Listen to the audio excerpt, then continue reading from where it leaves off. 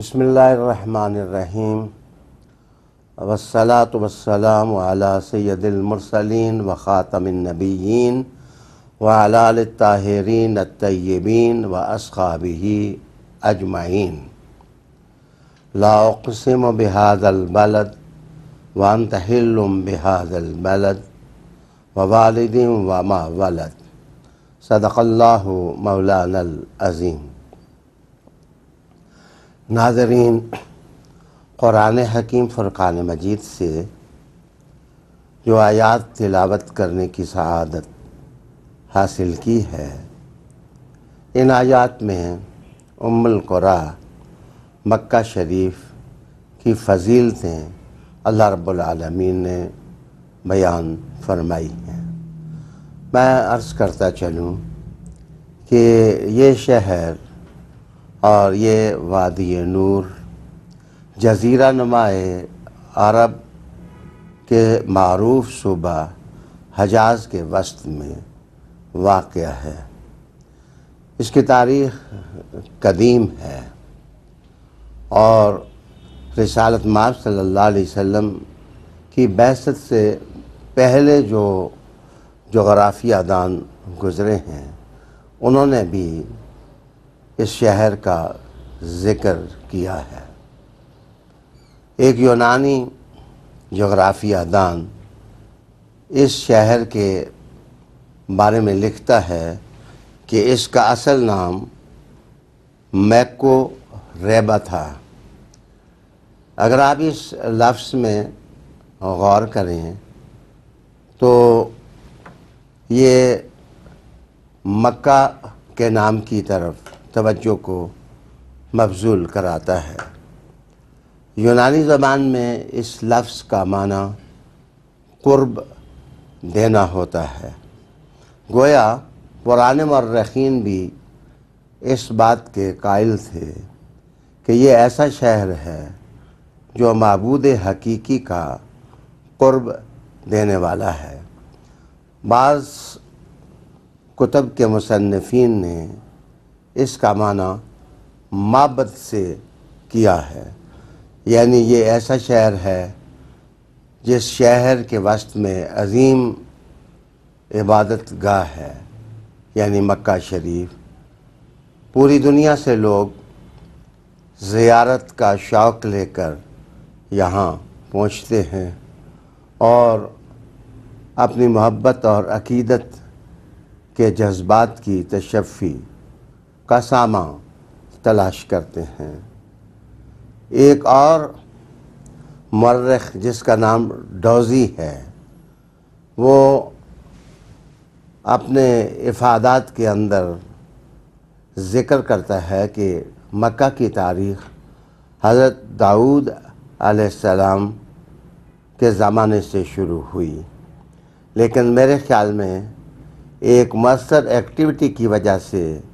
ڈوزی کا خیال اس طرف چلا گیا کہ داؤد علیہ السلام کے دور میں اس شہر کی تاریخ شروع ہوتی ہے۔ پرانے جتنے تاریخ نگار ہیں ان سب کا اتفاق ہے کہ حضرت آدم علیہ السلام کے زمانے ہی میں یہاں مسجد حرام کی یا بیت اللہ العتیق کی بنیاد رکھی گئی، اور زیادہ صحیح بات یہی ہے۔ اس شہر کے تقدس کا ذکر قرآن حکیم نے کیا، وہ آیات مجھے تلاوت کرنے کا شرف حاصل ہوا۔ رب کریم نے ارشاد فرمایا کہ لا اقسم بہذا البلد، میں اس عظیم شہر کی قسم کرتا ہوں۔ یہاں لا کو مفسرین نے زائدہ مانا ہے، اور اگر اس لا کو زائدہ تسلیم کیا جائے تو پھر مفہوم یہی ہوتا ہے کہ میں اس شہر کے تقدس، اس کی عظمت، اس کی روحانی تاریخ کی وجہ سے اس کی قسم کرتا ہوں۔ جس وقت اللہ رب العالمین اس شہر کی قسم کرے تو اس کا معنی یہ ہے کہ اس کی تاریخ عظیم ہے اور اس کی فضیلتیں گہری ہیں، اور اس کے اندر اسباق کی تعلیم، شخصیات ساز ہے اور کردار ساز ہے۔ یہاں میں رک کر کے یہ بھی عرض کروں گا کہ اس کو بکا بھی کہا جاتا ہے اور اس کو مکہ بھی کہا جاتا ہے۔ بعض آثار لکھنے والوں نے اور روایت کرنے والوں نے یہ بات بھی لکھی کہ عین کعبہ شریف جس جگہ تعمیر کیا گیا وہ بکہ ہے، اور اس کے ارد گرد جو شہر ہے اس کو مکہ سے تعبیر کیا جاتا ہے۔ بکہ اگر شہر کا نام بھی ہو تو اس کا مطلب ہوتا ہے کہ کوٹ کر پیس کر کے کسی چیز کو کارآمد بنا دینا۔ اس سے مفہوم یہ مستفاد ہوتا ہے کہ یہاں جو لوگ زیارت کے لیے آتے ہیں اور کعبہ کا طواف کرنے کی سعادت حاصل کرتے ہیں، یہاں وہ روحانی اہتمامات ہیں جن کی وجہ سے اللہ تعالیٰ ان کے نفس کو درست کر دیتا ہے اور انہیں تزکیہ کی دولت مل جاتی ہے۔ ناظرین، اس شہر کو ام القریٰ بھی کہا جاتا ہے۔ اس اعتبار سے لفظ ام القریٰ جس وقت قرآن نے ذکر کیا تو اس کا مطلب روٹ سٹی ہوگا، یعنی پوری کائنات کے اندر اور پوری دنیا کے اندر سب سے پہلے جو شہر تعمیر کیا گیا وہ مکہ ہے یا مکہ ہے یا بکہ ہے۔ قرآن مجید نے اس کو ام القریٰ کہا۔ ممکن ہے کہ معنویت کے اعتبار سے اس کو ام القریٰ کہا گیا ہو کہ تہذیب، تمدن، سوچیں، تاریخ، روحانیت، عبادت اور شعائر، ویلیوز، انسان سازی، انسان دوستی، جس وقت ہم ان اقدار کو تلاش کرتے ہیں تو اللہ تعالیٰ نے اس شہر کے اندر وہ سارے اہتمامات کیے ہوئے ہیں۔ یہاں کے ذرے بھی مقدس ہیں اور یہاں کی ہوائیں بھی خوشگوار ہیں۔ یہاں ایک فطری سی خوشبو ہے جو انسان کے مشام ہستی کو معطر کرتی ہے۔ میں یہ بھی عرض کرتا چلوں کہ اس شہر کا ایک نام یہ بھی ہے کہ بیت العتیق۔ مراد یہاں ایک ایسا گھر ہے جس کی تاریخ بہت قدیم ہے اور خود انسان کے اندر عبادت کے ولولے پیدا ہوتے ہیں اور عبادت کا داعیہ جنم لیتا ہے اور انسان کے اندر آمادگی پیدا ہوتی ہے اور وہ انٹینشن کے ساتھ اللہ کے قریب ہونا چاہتا ہے، اور اسی شہر کا نام البلد الامین بھی ہے۔ البلد الامین اس کا نام ہو تو معنی یہ ہوگا کہ یہاں امن ہی امن ہے، یہاں اطمینان ہے۔ یہاں لوگ گھاس کے تیلے بھی جس وقت نوچیں تو ایک دفعہ ان کے ہاتھوں پر سکوت طاری ہو جاتا ہے۔ یہاں پرندے بھی مامون ہیں اور یہاں کوئی کسی کو چھیڑتا نہیں ہے۔ یہاں گالی دینا ممنوع ہے، یہاں کسی کی عزت کے ساتھ کھیلنا ممنوع ہے، یہاں قتل و غارت ممنوع ہے۔ اسی شہر کے فضائل بیان کرتے ہوئے اللہ رب العالمین نے یہ ارشاد فرمایا کہ لا اقسم بہذا البلد، بلد پر الف لام اگر جنس کا ہو یا استغراق کا ہو، معنی یہی دے گا کہ اس شہر میں بڑا تقدس ہے، بڑی عظمت ہے، بڑی فضیلت ہے کہا جا سکتا ہے، اور یہ روایت یہاں ہی بیان کی جا سکتی ہے کہ اس شہر کی عظمتوں کو سلام، جہاں آ کر کے نیکیاں ایک ہوں تو لاکھ بن جاتی ہیں، سجدہ ایک ہو تو وہ لاکھ سجدوں میں ڈھل جاتا ہے، ایک رکوع ہو تو وہ لاکھ رکوعوں کا ثواب پا لیتا ہے، ایک نماز ہو تو وہ لاکھ نمازوں کا ثواب پا لیتی ہے۔ اصل میں اس کی نسبتیں عظیم ہیں۔ انہی عظیم نسبتوں کا ذکر قرآن حکیم فرقان مجید نے کیا ہے کہ وَأَنْتَ حِلٌّ بِهَذَا الْبَلَدِ۔ قرآن حکیم نے کہا کہ اس شہر میں آپ کو حلال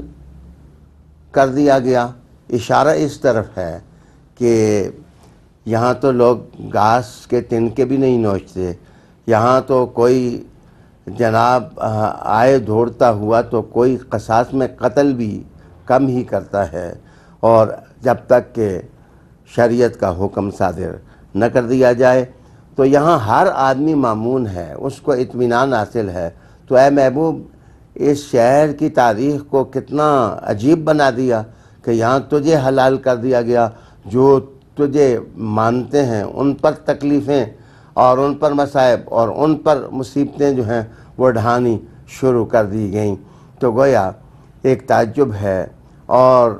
تاریخ لکھنے والوں کے سامنے حیرت کی ایک وادی ہے، جس میں قرآن مجید ان کو جھنجھوڑ رہا ہے کہ محبوب صلی اللہ علیہ وسلم پر جو تم نے ستم مشرکین روا کر رکھے ہیں، تمہاری غیرت، تمہارے اندر کا ضمیر، تمہارا باطن یہ سوچنے پر مجبور نہیں کرتا کہ وہ لوگ جو تقدسات دے کر آئے اور پشت در پشت اقدار کا معلم بن کر کے وہ آئے، تو ہم نے ان کو سختیاں اور مصیبتیں دینی شروع کر دیں۔ یہاں مفسرین نے یہ بھی لکھا، خصوصاً فخر الدین رازی علیہ رحمہ لکھتے ہیں کہ یہاں اس لا کو اگر زائدہ نہ مانا جائے اور اس کی معنویت کو قائم رکھا جائے تو مفہوم بنتا ہے لا اقسم بہذا البلد، میں اس شہر کی قسم نہیں کرتا، وانت خل بہذا البلد، محبوب یہاں قسم کرنے کے لیے تو جو اس شہر کا سکونت گزیں ہے میں تیری قسم کروں گا۔ یاد رکھیے کہ مکانات جتنے بھی عظیم ہوں، جتنا بھی تقدس رکھتے ہوں، جتنی بھی عظمت رکھتے ہوں، جتنی بھی فضیلت رکھتے ہوں، حساس لوگ ہی ان سے سبق سیکھ سکتے ہیں اور ثواب پا سکتے ہیں۔ لیکن اللہ تعالیٰ نے یہ زندہ تابدار اور عظیم شخصیتیں رکھی ہیں، اپنے محبوب بھیجے ہیں، انبیاء بھیجے ہیں، جو اصل میں معلمی کا فریضہ سر انجام دیتے ہیں۔ اللہ تعالیٰ نے اگر کتاب کوئی اتاری ہے تو ساتھ اس کتاب کا معلم بھی بھیجا ہے۔ قرآن اگر آیا ہے تو قرآن کا معلم بھی آیا ہے۔ یہاں دراصل کعبہ کی عمارت سے توجہ کو ہٹا کر حضور کی ذات پر قرآن مجید نے توجہات مرکوز کر دیں، اور کہا کہ قسم کرنے کے لیے محبوب صلی اللہ علیہ وآلہ وسلم کا وجود جو ہے۔ آگے تیسرا جملہ ہے ووالد وما ولد، اس پر مفسرین کرام نے لکھا کہ اس سے مراد یا آدم علیہ السلام اور ان کی اولاد ہے، اور یہ بھی لکھا گیا کہ ابراہیم علیہ السلام ہے۔ یقیناً ایک یقین افزاسی بات اس میں مضمر ہے کہ ابراہیم علیہ السلام یہاں آ کر کے معمار کعبہ بنے، انہوں نے اس شہر کو بسایا، انہوں نے اس شہر کو رونق دی۔ اسماعیل علیہ السلام نے پیدا ایک اور جگہ ہوئے لیکن یہاں نشو و نما پائی، لیکن رسول کریم صلی اللہ علیہ وسلم نے نصف صدی اپنی عمر کی اسی شہر میں گزاری۔ تو یہ جو سلسلہ سکونتوں کا ہے یا نشو و نما پانے کا ہے یا اس گھر کو تعمیر کرنے کا ہے، قرآن مجید نے ان چیزوں کا ادراک قارئین قرآن کے ذہنوں میں ڈالا تاکہ وہ سمجھ سکیں کہ کوئی بھی جگہ مکیں کے بغیر اپنی تاریخ مکمل نہیں کر سکتی۔ تو جب تک آپ سلسلہ ہے دعوت ابراہیم علیہ السلام، اسماعیل علیہ السلام کو نہیں سمجھتے، یا رسول کریم علیہ السلام کی تحریک کو اور دعوت کو نہیں سمجھتے کہ انہوں نے انسانیت اور آدمیت کو کس طرح بلایا، تو سنگ و خش سے خوبصورت جہاں تعمیر کیے جا سکتے ہیں، لیکن افکار و معنی کی تاریخ میں جو کردار پیغمبروں اور رسولوں کا ہوتا ہے، یہ آیات اس کردار کی طرف اشارہ کر رہی ہے۔ عالی وقار دوستو، ماوردی وغیرہ مفسرین نے یہاں یہ بھی لکھا کہ والد سے مراد اصل میں ابراہیم علیہ السلام ہیں اور آدم علیہ السلام، لیکن ان کا خیال یہ ہے کہ اس تفسیری رائے کے مقابلہ میں یہ زیادہ معتبر ہے کہ حضور صلی اللہ علیہ وآلہ وسلم کی ذات کی قسم کی گئی والد ہونے کے ناطے۔ آپ لکھتے ہیں حضور کی ساری امت گویا حضور کی اولاد کی جگہ ہے، جو شفقتیں، جو تعلیم، جو آگاہی اور جو رحمتیں حضور کے وجود سے پھوٹی چشمہ بند کر کے وہ انہی کا حصہ ہے۔ ناظرین، ہاں یہاں یہ بات ضرور سوچی جا سکتی ہے، اگر پوری امت شفقتیں لینے میں حضور صلی اللہ علیہ وسلم کی اولاد کے قائم مقام ہو سکتی ہے تو پھر ان کی حقیقی اولادیں سیدہ طاہرہ بطول عفیفہ کا مقام کیا ہوگا سلام اللہ علیہا، پھر حسنین کریمین کا مقام کیا ہوگا، اور پھر رسول اللہ علیہ السلام نے اپنی شفقتوں سے انہیں کس طرح نوازا ہوگا۔ عالی مقام ناظرین، یہ شہر نور اور جہاں امن کی تاریخ خود قرآن مجید نے بیان کی، دنیا میں افکار کی تاریخ میں یاد رکھیے، اور عبادت کی تاریخ میں عبادت کے شاعر اور ادا کے طریقے بھی بڑے معتبر ہوتے ہیں، لیکن اصل عواقب کو اور نتائج کو دیکھا جائے تو کیا کوئی عبادت، کیا کوئی طریقہ انسان کو سکون بھی دیتا ہے یا سکون نہیں دیتا، اطمینان بھی دیتا ہے یا اطمینان نہیں دیتا۔ اس شہر کی تاریخ بڑی عظیم ہے، عظیم المرتبت ہے کہ یہاں آپ دیکھیں گے کہ ہر چیز سکون دینے والی ہے۔ زمزم پئیں تو اس کا مزہ اپنا ہے، طواف کریں تو اس کا اطمینان اپنا ہے، سعی کریں تو اس کی روحانیت اپنی ہے، مینا میں چلے جائیں تو اس کے مزے اپنے ہیں، عرفات میں قیام کریں تو جناب ان کی عطائیں اپنی ہیں، حاجی آئیں اور جائیں تو ان کے آنے جانے میں جو ملکوتی جذبات ان سے محسوس ہوں، اور ان کی زبانوں سے جس وقت لبیک اللہم لبیک نکلے تو انسان کے دل سے غبار مادہ جس وقت دور ہو اور اس کی توجہ اللہ کی طرف ہو، تو یہ ساری چیزیں مل کر کے اس شہر کی تاریخ بنتی ہیں۔ میں یہ بھی عرض کروں کہ یہ واحد شہر ہے، یہ واحد گھر ہے، اور یہ عظیم روحانی آماجگاہ ہے کہ رسول کریم صلی اللہ علیہ وسلم جب مدینہ جا کر کے بیت المقدس کی طرف نماز پڑھتے تھے تو رب کریم نے حضور صلی اللہ علیہ وسلم کی تصویر کشی کی اور کرنے کے بعد کہا کہ محبوب، تیرا اٹھتا ہوا چہرہ آسماں کی طرف ہم دیکھ رہے ہیں کہ تیرے دل میں تڑپ ہے کہ نمازوں کا قبلہ کعبہ کو بنا دیا جائے۔ جناب حضور کی آرزو بھی تھی، اللہ کا حکم بھی تھا کہ آج کروڑوں نہیں اربوں انسانوں کے دل کی دھڑکنیں اس شہر کے ساتھ دھڑکتی ہیں اور اس کی فضیلت کے ساتھ دھڑکتی ہیں۔ اللہ تعالیٰ بار بار ہمیں اس شہر کی زیارت نصیب فرمائے۔ وآخر دعوانا ان الحمد للہ رب العالمین۔